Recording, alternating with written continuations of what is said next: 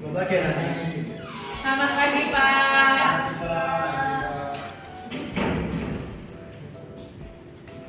Pak itu. Itu nggak beda ya? Ya, dapat. Tidak apa-apa, Pak. Masuk, Pak. Alhamdulillah nggak mati. Ini tadi habis ngajar di kelas IPS 2 itu anaknya sedikit diam-diam ya. Kak kayak kelas ini kan saya juga pernah berarti itu aktif-aktif anaknya. Berarti. Oh iya. Apa kabar, Pak? Baik. Ya kalian apa kabar? Alhamdulillah baik. Alhamdulillah. Sehat semua ini ya? Sehat. Baik, sebelum memulai belajar kagak pada hari ini, alangkah baiknya kita berdoa. Tapi bisa diminta ketua kelas, siapa ketua kelasnya? Mbak Vera. Oh Mbak Vera, Iya. silakan Mbak Vera bimbing. Baik, sebelum kita mulai pelajaran pada pagi hari ini, alangkah baiknya kita berdoa terlebih dahulu menurut agama dan kepercayaan masing-masing. Berdoa mulai. Doa selesai. Ya, sebelum mulai pelajaran saya absen dulu ya, biar tahu siapa yang masuk siapa yang masuk.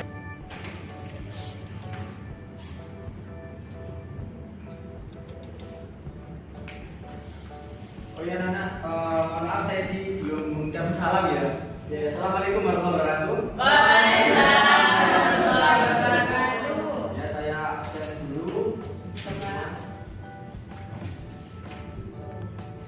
Oke, yang pertama Azza Nabila. Hadir, Pak. Lupa aja namanya, Mbak. Oh iya iya. Imani Rahmania. Hadir, Pak. Oke, Iman Mandi Dawan. Masuk, Pak. Ikut lomba, Pak. Ikut Lomba lomba. musik. Apa musik? Pak. Gitar, gitar. Keren ya, keren. Keren. Anak berprestasi, Pak. Wah, siap siap. Ya, Kalian ayo. Izin, Izin. Pak. Bapak juga, Pak. Bapak juga. Ya. Lutfika Ida. Hadir. Firdaus Adam. Muhammad Adit. Hadir. Muhammad Arsal. Sakit, Pak. Sakit. Sakit apa kira-kira? Demam. Ratna Suminar. Kenalan. Tuh, kok telat? Iya, Pak. Iya, Tadi katanya saya apa di sana? Balas. Terus Izin jam kedua. Oh, iya, iya, iya. Balik sekarang jam kelima. Oh, bisa gitu ya? Bisa, Pak. Hebat sekolah ini. Keren, Pak. Misalnya yang ada Ya, Sajida Ma'rufah. Saya. Oke, Shirley Masari. Bapak. Ferwat Herandi. Saya, Pak. Wahono. Zulfa. Hadir, Pak. Ya nanti yang tidak masuk. Bapak ini, Pak. Belum dipanggil, Pak. Oh, Eka. Ya. Ya. Kelupaan. Maaf. Ya maklum.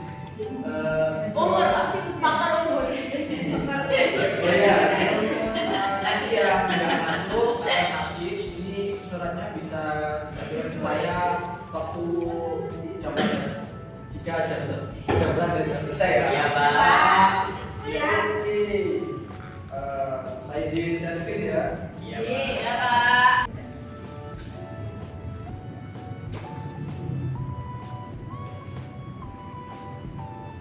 Belum muncul, Pak. Oh iya sabar. Ya ini udah ya. Dah.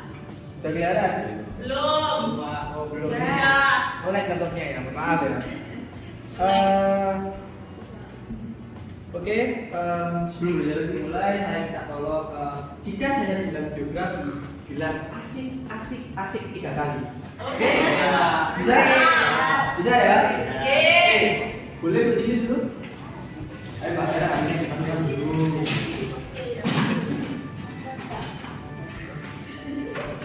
Sudah? Ya, Pak. Sakun. Oh. Sampurasun. Oke, geografi. Siap. Nah, sebelum kita belajar tentang sebab dari mitigasi bencana, nah kita sebelumnya belajar tentang apa? Ya, Pak. Ya apa Mbak Jida?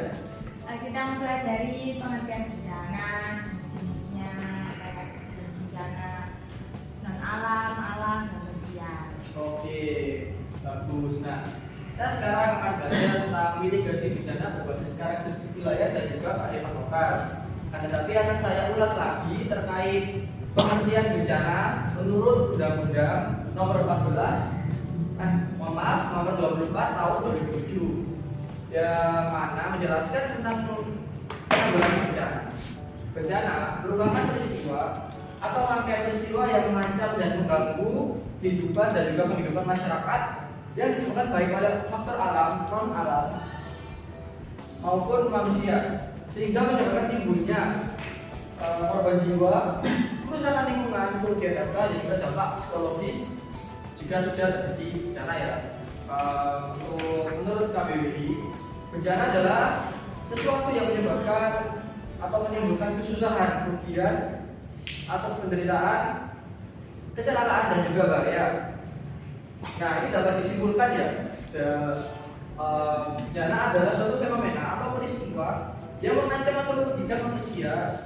Sebuah fenomena yang dikatakan sebagai bencana apabila fenomena tersebut memberikan dampak pada kehidupan manusia. Seperti tadi kan ada contohnya apa itu gempa bumi, tsunami kan juga merugikan manusia, juga kadang itu menimbulkan korban jiwa. Oke, selanjutnya ini pengertian dan juga jenis mitigasi bencana ya kan. Menurut Undang-Undang 24 tahun 2007, mitigasi adalah serangkaian upaya untuk mengurangi resiko bencana, baik melalui pembangunan fisik maupun penyadaran dan peningkatan kemampuan menghadapi ancaman bencana. Menurut KBBI lagi nih anak-anak, mitigasi ini adalah kata benda yang memiliki dua makna tergantung konteks penggunaannya ya. Makna pertama yaitu mitigasi adalah upaya menjadikan berkurang atau kasaran kesuburannya tanah. Sedangkan kedua, mitigasi adalah tindakan mengurangi dampak atau resiko bencana.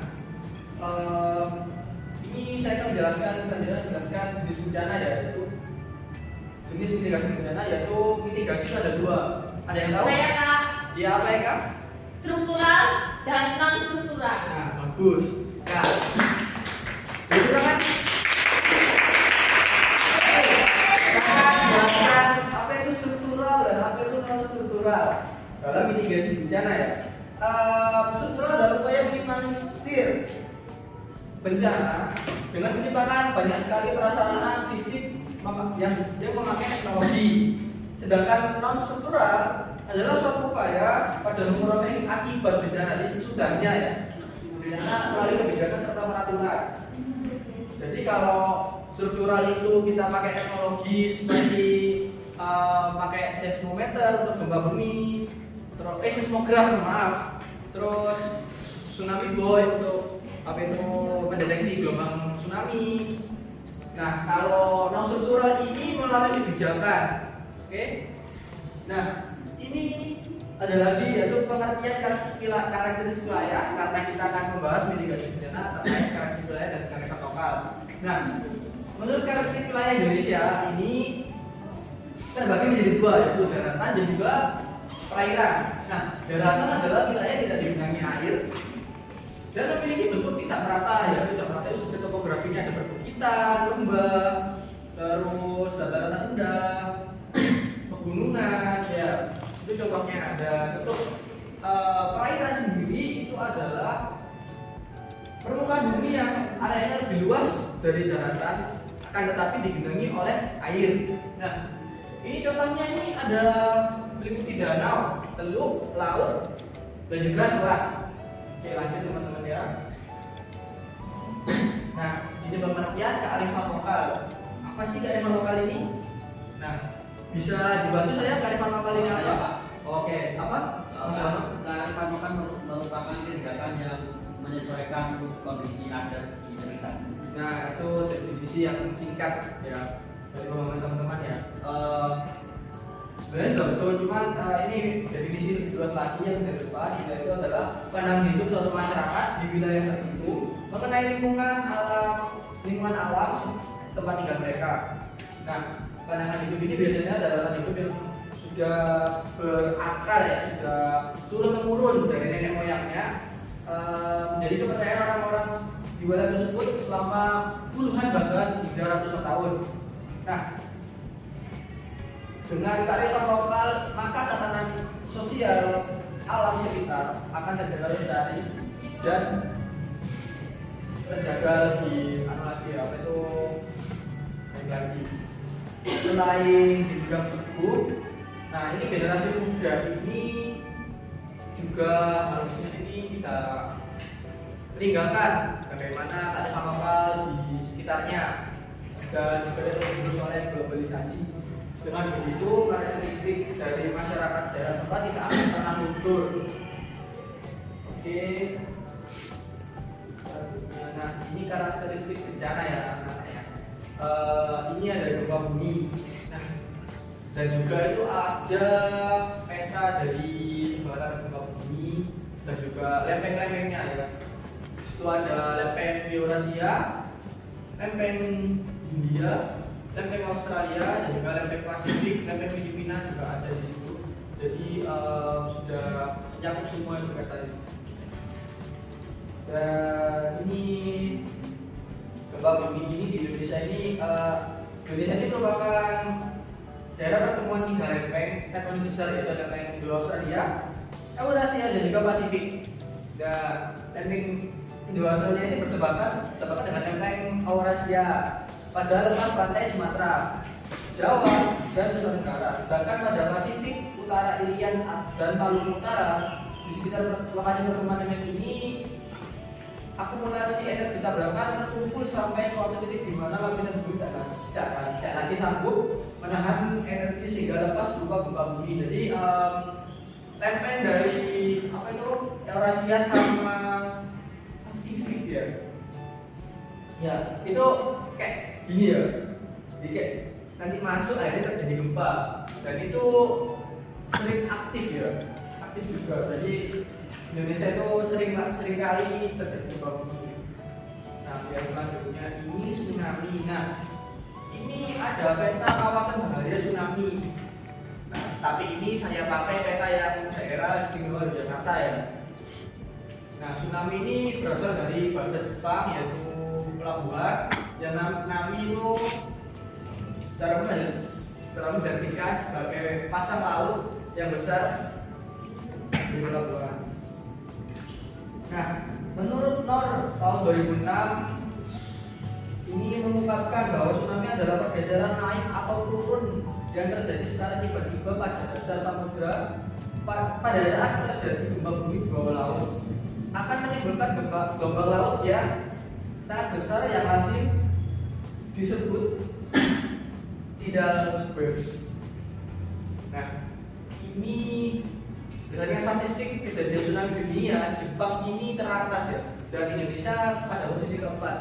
Indonesia berada pada posisi keempat. Wilayah lain rawan tsunami ditentukan berdasarkan sejarah kejadian tsunami, morfologi pantai, misalnya pantai landai atau teluk, dan berhadapan langsung pada sumber gempa bumi atau penyebab gempa bumi. Nah, lanjut. Nah, ini tanah longsor juga ada contohnya bentuknya tanah longsor di mana. Nah, secara geologis ini Indonesia juga mengalami ancaman gerakan tanah ya, atau apa nih? Ini dikenal sebagai tanah longsor. Hampir setiap tahun Indonesia mengalami tanah longsor yang mengakibatkan korban dan kerugian besar. Hampir semua pulau utama di Indonesia memiliki kabupaten atau kota yang rawan pergerakan tanah kecuali Pulau Kalimantan yang hanya memiliki 2 kabupaten rawan longsor yaitu Kabupaten Murung dan juga Belineo. Nah, tanah longsor sendiri ini adalah perpindahan material pembentuk lereng berupa batuan, bahan rombakan tanah atau material campuran tersebut bergerak bawah atau keluar lereng. Nah, faktor-faktor yang menyebabkan longsor pada prinsipnya ini adalah apabila ada gaya pendorong pada lebih besar ya karena gaya penahannya itu umumnya didorong kekuatan batuan dan kepadatan tanah. Jadi jika tidak ada vegetasi, gaya penahannya ini tidak ada sehingga terdorong akhirnya longsor. Nah, itu biasanya dipengaruhi oleh kemiringan lereng, air, dan juga beban serta berat berjenis tanah. Faktor penyebabnya terjadi gerakan lereng ini biasanya adalah struktur geologi, curah hujan, vegetasi yang sudah saya bapak sebutkan tadi, terus vegetasi penutup dan penggunaan lahan pada lereng tersebut. Namun secara garis besar dapat dibedakan sebagai faktor alam dan juga faktor manusia. Oke, yang selanjutnya ini banjir. Nah, di sini rumahnya jangan sering banjir.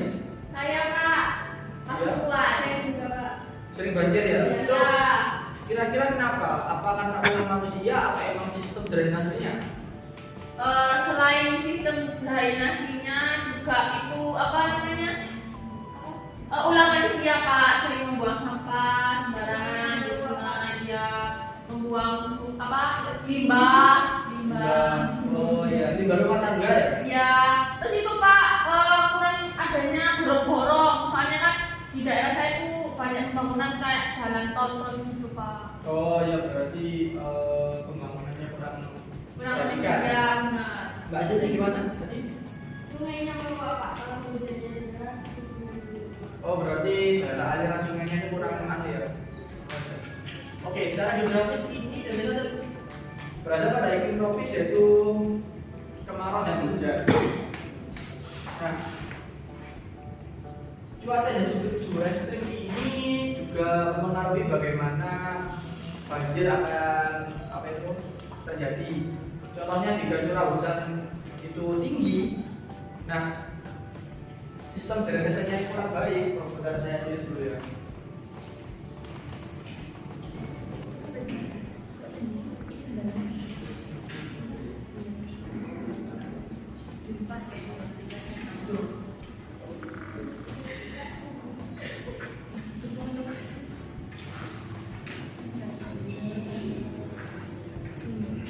Ini kelihatan ya Nana ya? Kelihatan. Oke. Pak kasih Iya Pak, jam berapa curah hujannya Pak? Oh, iya. Masa saya ini sudah sipit Pak, masa harus melotot. Ya. Ketika jadi ini faktor terjadinya banjir yang ada di Indonesia ya. Nah, bagus ya ini tulisannya ya. Nah, ini ya faktor alam ini dipengaruhi oleh curah hujan. Hujan yang lebat, jadikan tempat itu banjir dan juga ini ada lagi topografi. Sebagaimana di Jakarta itu kan dataran rendah ya, dan apa itu banjirnya itu hujannya itu dari Bogor ya. Bogor kan dataran tinggi jadi turun ke Jakarta semua, menjadikan Jakarta itu rawan banjir. Dan ini faktor non alam ya. Faktor non alam ini adalah tata guna lahan seperti yang ada pada pendapat dari atau narasi dari Mbak siapa itu? Mbak Eka ya. Mbak Eka kan tempatnya kan sering dipakai buat apa itu pembangunan tol ya. Iya, Sehingga itu daerah aliran sungai ini jadi berkurang ya. Dan untuk manusia ini faktornya ialah buang sampah di dalam tempatnya. Contoh buang sampah pada daerah aliran sungai, terus sumbat akhirnya Pak. iya akhirnya tersumbat dan mampet ya. Sama saja. Ya, oke. Untuk selanjutnya ini saya akan menjelaskan ini adalah contoh mitigasi bencana berbasis karakteristik wilayah ya. Nah, itu ada gempa bumi. Berdasarkan karakteristik wilayah, gempa bumi dapat dideteksi dengan adanya seismograf, yaitu alat pendeteksi pergerakan lempeng atau gempa bumi ya. Nah, dari struktur tanah pada daerah tersebut. Nah, ini seperti contohnya ini yang dipakai oleh Jepang ataupun Turki ini adalah mendirikan bangunan berstandar gempa sehingga tidak terjadi kerugian yang sangat besar.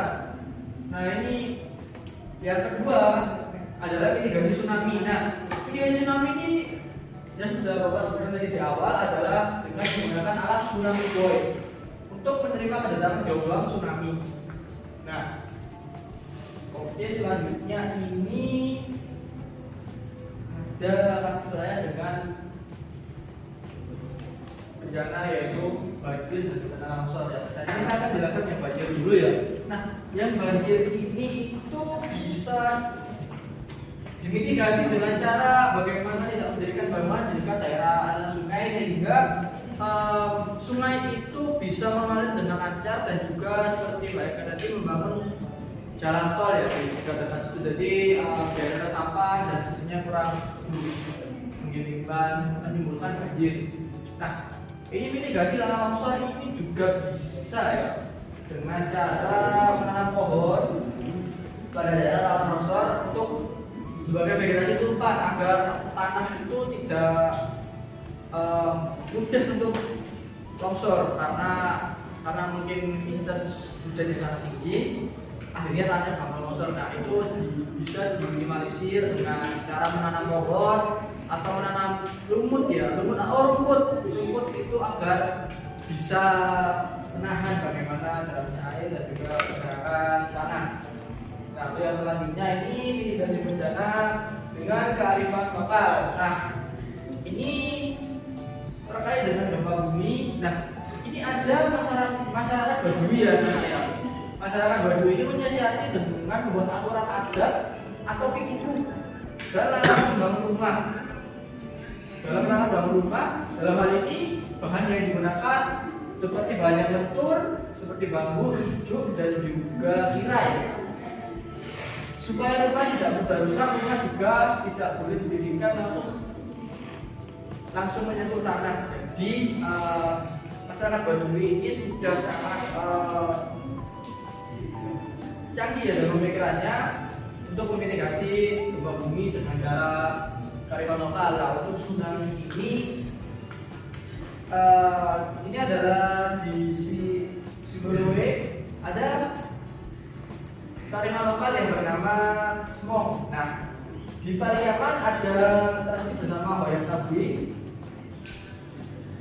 Yang Hoyang Tabi ini adalah prosesi mengguncang patung tabur, adanya penanaman-tanaman cemara di dan mangrove di sisi pantai, serta keyakinan akan terlindungi oleh pulau-pulau kecil di sekitar laut kota Pariaman. Nah, emang ini itu tidak bisa meredam tsunami secara semua ya, masif ya. Akan tetapi meminimalisasi bagaimana gelombang tsunami yang besar itu bisa bertabrakan dulu dengan mangrove itu tadi agar intensitas gelombang tsunami tidak terlalu besar. Oke, untuk selanjutnya ini, nah, yang mitigasi tanah longsor ya. Nah, ini ada tata limpirani oleh warga Kasepuhan. Nah, yang berada di Banten Kidul, Kecamatan Isolo, Kabupaten Sukabumi. Nah, ini ada berisi tentang norma-norma dan pengetahuan tentang cara bertani yang dilakukan oleh masyarakat Kasepuhan. Nah, ini itu juga mengatur bagaimana tidak boleh atau melarang bagaimana itu penggundulan hutan atau deforestasi. Jadi jika ada penebangan pohon harus ditanam pohon kembali agar tanah longsor ini tidak terjadi atau minimalisasi. Nah, mitigasi banjir ini ada ruhun dari masyarakat Baduy lagi. Nah, ini itu tidak boleh membangun rumah, jembatan atau lumbung di daerah aliran air. Nah, juga mengubah kontur tanah dan meratakan tanah untuk pemukiman. Nah, kira-kira materi ini cukup sampai ini. Anak-anak ada yang mau ditanyakan dari materi yang sudah Bapak berikan? Saya Pak. Oke. Ada 3 ya, Mbak Asri dulu. Ya. Pertanyaannya adalah apa contoh mitigasi bencana banjir dengan karakteristik wilayah? Nah, dengan karakteristik wilayah ya. Ya. Oke, saya lah ya. Nah, ini bisa ya dengan cara tidak menutup atau tidak membangun rumah di daerah aliran sungai. Nah, jika masih begitu ya, jadi air itu bisa tersumbat atau air itu meluap. Tidak cukup lah dalam artian bagi alirannya itu. Nah, selanjutnya Mbak Azhar gimana? Contoh mitigasi bencana gempa bumi dengan kearifan lokal, Pak. Oke, dengan kearifan lokal. Seperti yang sudah saya jelaskan tadi pada masyarakat luar negeri, Turki ataupun Jepang, tapi saya akan memberi contoh terkait di Indonesia ya. Nah ini masyarakat Badui. Nah, bagaimana itu membangun rumah tidak menapak pada tanah. Terus bahan-bahan rumah itu dibuat dengan cara apa itu tahan akan gempa ya. Dan juga jika ada kejadian gempa itu kita bisa lari ke tempat lapang, terus berlindung bawah meja, ya itu. Oke, Mbak Zida gimana? Saya ingin bertanya Pak, kan tadi Bapak membahas mengenai masalah yang gugur terjadi hujan, kemudian mengalir dengan harta karena jatuh bencana hujan itu terjadi banjir. Nah, kan sempat viral ya Pak, Bapak berita mengenai Jakarta itu tenggelam. Nah, kira-kira itu apa bisa diatasi nih Pak, bencana yang ada di Jakarta itu? Yang tenggelam. Ya. Nah, untuk tenggelam itu kemungkinan tidak bisa pun itu dengan cara pengurukan, jadi tanahnya itu ditinggikan lagi. Nah, tetapi itu mungkin tidak bisa karena ini efek dari global warming ya. Rencananya es ditutup karena ulah manusia sendiri dengan membangun bangunan penyampaian dengan cara dengan material kaca sehingga panas matahari itu lebih tinggi. Begitu bahasa sudah. Pak, terima kasih atas. Oke, ada yang mau ditambahkan lagi dari teman-teman? Tidak ada. Nah, oke, jika tidak ada, saya akan memberikan.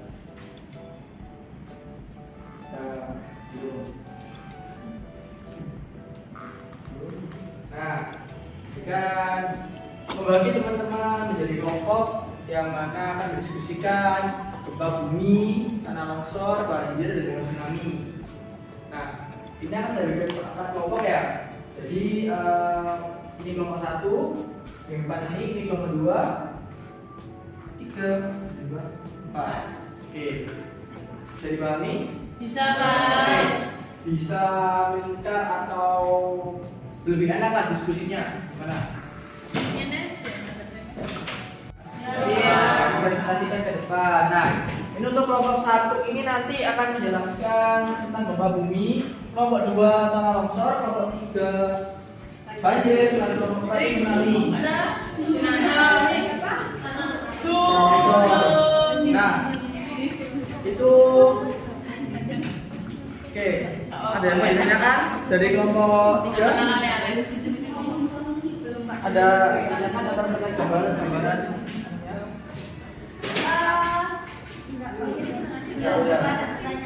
Untuk Mbak Ida ada yang mau ditanyakan? Kelompok 4? masih belum Pak.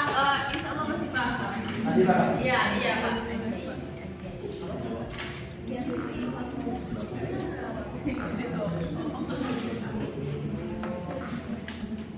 Untuk kelompok 2 gimana? Ada pertanyaan?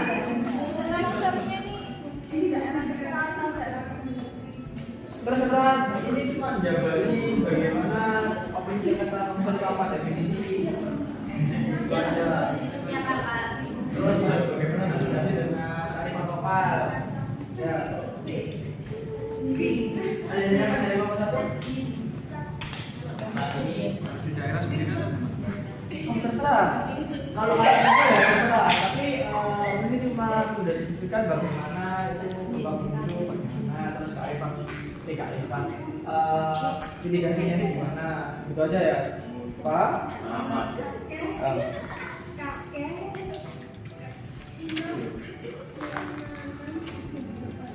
Oke anak-anak, waktu diskusi telah selesai. Untuk saya minta untuk salah satu dari kelompok untuk maju ke depan presentasi dan sudah dipersilakan. Bisa? Bisa Pak. Bisa, oke kembali tempatnya diluruskan lagi seperti semula biar rapi dan enak. Ayo Mbak Nida. Ayo. Iya Pak, masuk cewek. Ayo.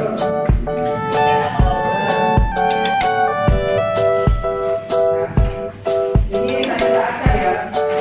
Dari kelompok dulu ini bisa dulu ya Pak. Oke, ada juga.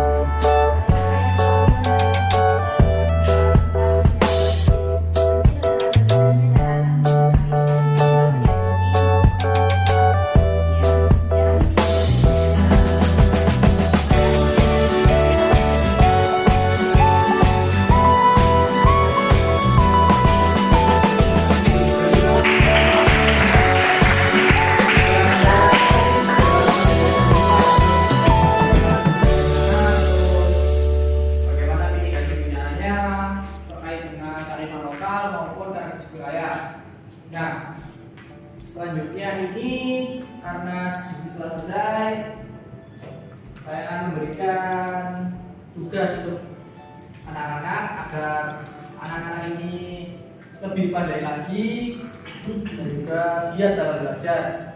Oke. Nah, untuk tugasnya itu tugas mandiri itu ini ya, untuk menganalisis mitigasi bencana berbasis kearifan lokal dengan sekitar wilayah. Nah, ini tugasnya itu individu. Kalian bisa pilih salah satu bencana yang sudah Bapak paparkan di slide PPT ataupun mencari bencana yang lain. Dan juga itu pilih salah satu aja yang terkait kasus wilayah ataupun kearifan lokal. Sudah dipahami atau ada pertanyaan? Ada pertanyaan? Ada. Kalau mau tanya silakan. Pak, Ya. kumpulin kapan? Dikumpulin pertemuan selanjutnya pada hari Kamis ya. Iya Bapak. Oke. Kerjanya di lembaran sini atau? Ya di mana ini bisa kan cuma mendeskripsikan terus caranya. Pasti Pak Tito.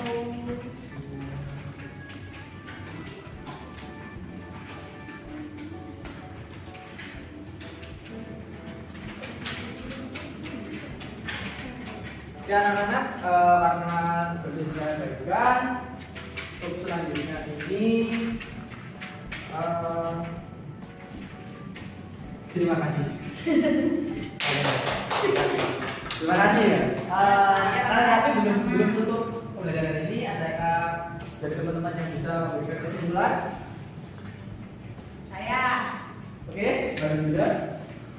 Oke, baik, terima kasih Bapak atas penyampaian materi yang telah diberikan kepada kami. Mungkin kesimpulan pada pelajaran hari ini itu kita dapat mengetahui bagaimana mitigasi bencana untuk meminimalisir nantinya seperti bencana tsunami, bencana tanah longsor, bencana banjir dan segala macamnya.